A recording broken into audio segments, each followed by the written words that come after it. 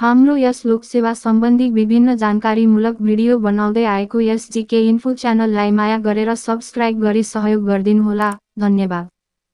हजुरको एक सब्स्क्राइबले हामीलाई अझै हौसला मिल्नेछ र अझै धेरै भिडियो बन्नेछ।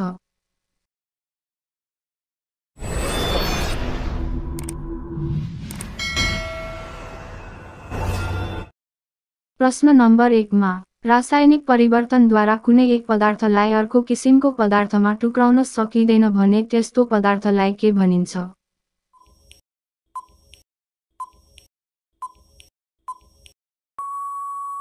यसको सही उत्तर हुन्छ तत्व।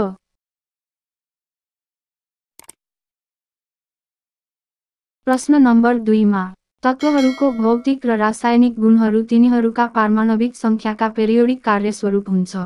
यसले केलाई बुझाउँछ?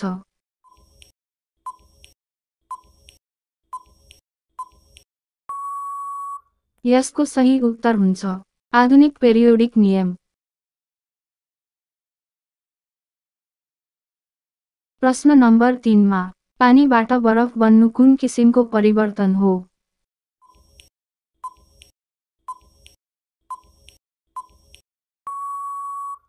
यसको सही उत्तर हुन्छ भौतिक परिवर्तन।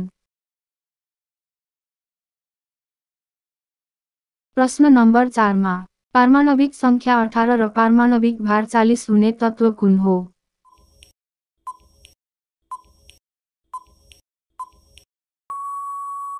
यसको सही उत्तर हुन्छ आर्गन।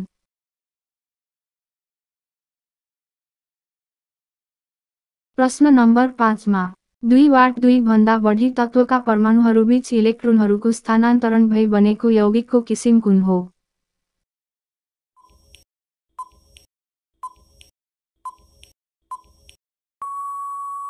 यसको सही उत्तर हुन्छ आयोन र इलेक्ट्रोभालेन्ट।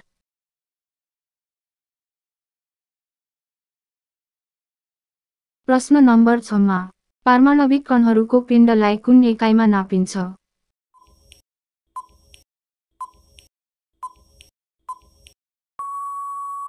यसको सही उत्तर हुन्छ एटोमिक मास युनिट।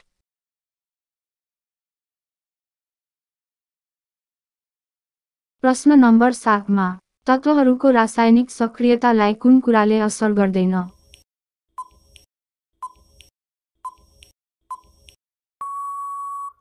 यसको सही उत्तर हुन्छ परमाणुको आकार।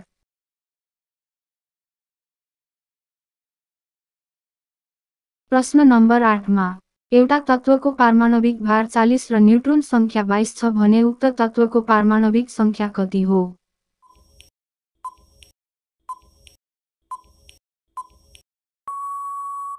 यसको सही उत्तर हुन्छ 18।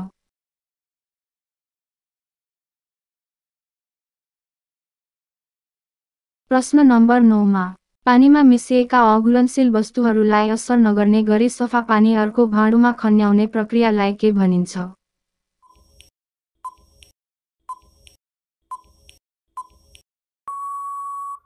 यसको सही उत्तर हुन्छ निथार्ने।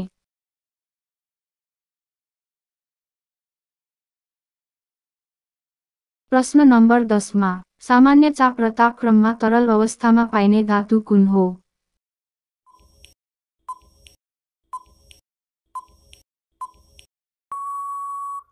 यसको सही उत्तर हुन्छ मर्करी।